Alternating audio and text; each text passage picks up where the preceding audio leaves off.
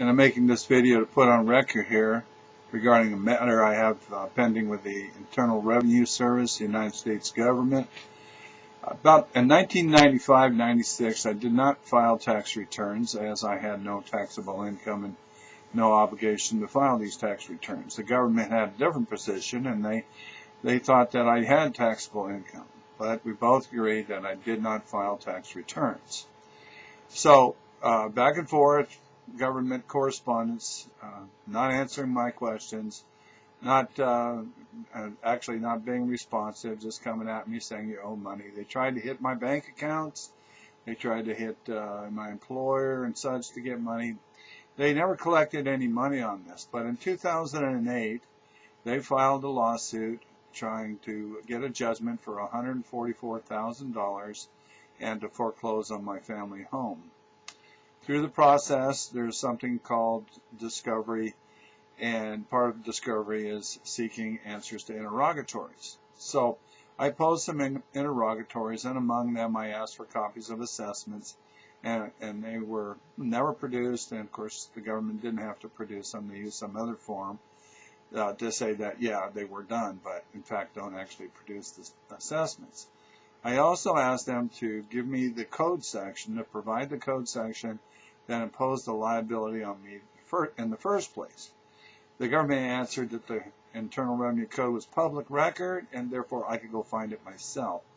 The judge was not satisfied with that answer, so he ordered the government to answer the question further. Well, then the government came back and said, here are the code sections that relate to this matter. My original question was, which section of the Internal Revenue Code imposed the tax on me? Not, here are the code sections that relate to this matter. Anyway, through a process of summary judgment, and summary judgment is supposed to be used in legal proceedings when both sides agree on the facts. There are no material issues in dispute.